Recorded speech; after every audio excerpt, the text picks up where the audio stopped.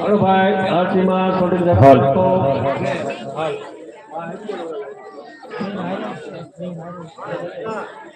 हाल माँ वो तो बना जो